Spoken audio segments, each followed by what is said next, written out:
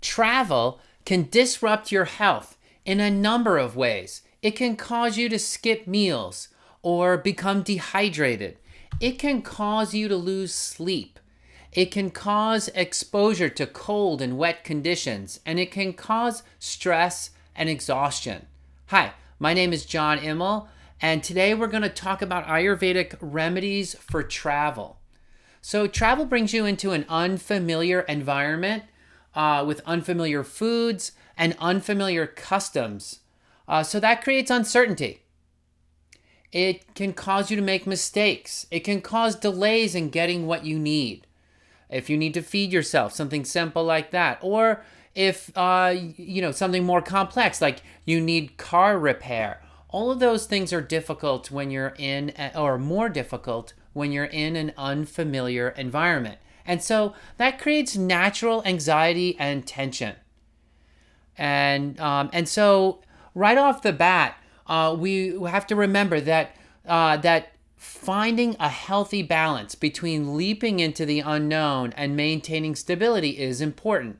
If you have a lifestyle that requires frequent travel, then you may have less control over how often you're being placed in an unfamiliar environment. And then we need to think about how to operate when we're continually in an unfamiliar place. I've noticed that the first few days people travel, they can get a bit paranoid and a little intense emotionally. Fights can break out between couples.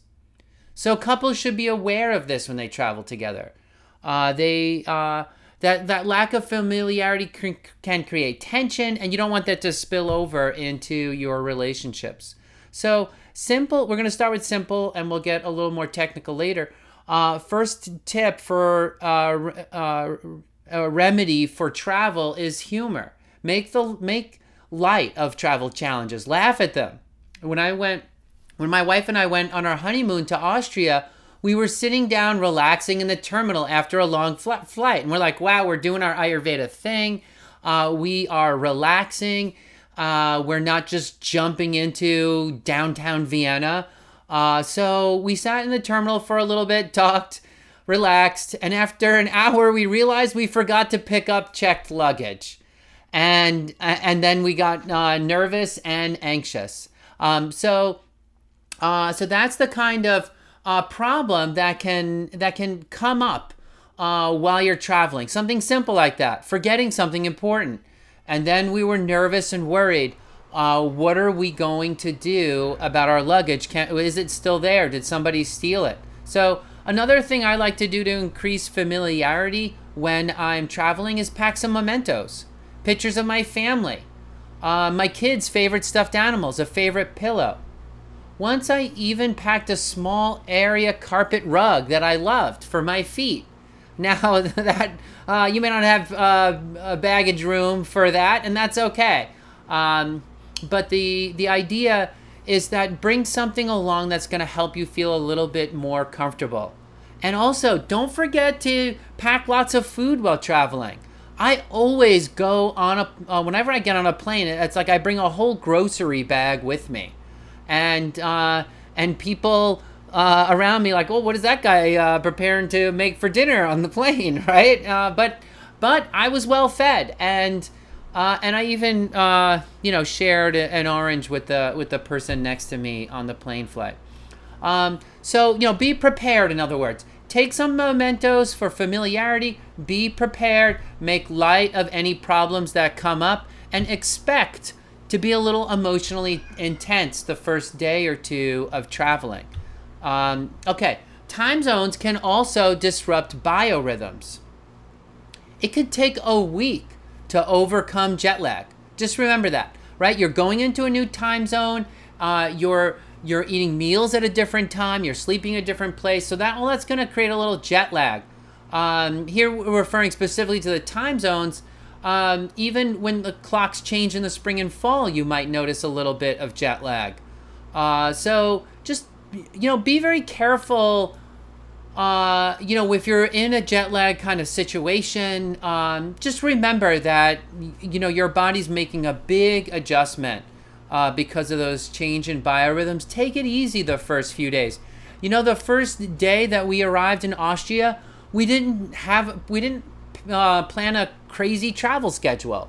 You know, we just kind of relaxed and took it easy and enjoyed the slow life for a day. And then the next day, we did a lot of fun adventures. So don't overdo it the first day. Give yourself that time to just relax and enjoy and be where you are. All right. So other remedies for jet lag is you can drink ginger tea at the new hour you wish to get hungry. Suppose you have 3 hours of time zone change, so that makes your breakfast 3 hours earlier and you're not particularly hungry because it's 4 a.m. your normal time. Well, you can drink some ginger tea to stimulate your digestive juices at that time, that the new time you want to get hungry, and that will actually help adjust your biorhythms more quickly. And also lay down at the time you want to fall asleep, even if you're not tired. Just lay down at that time. Just coax your body into that new routine. Eat light meals until your body adjusts, and get some sun exposure. The more time you spend out in nature, the quicker your jet lag is going to resolve. Use green tea to gently stimulate your body at the time you want to wake up. But avoid too much caffeine. You know, don't be drinking coffee throughout the day. That's going to give you jitters and disrupt your sleep.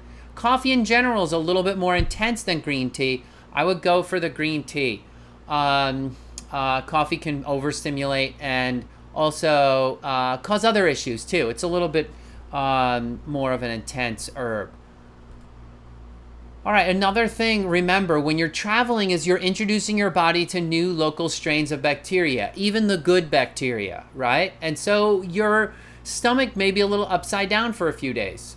And you could also get a parasite, right? Because you're getting exposed to lots of pathogens. You know, these days everyone's worried about coronavirus, but there's just tons of other respiratory infections you can get from a crowded airplane.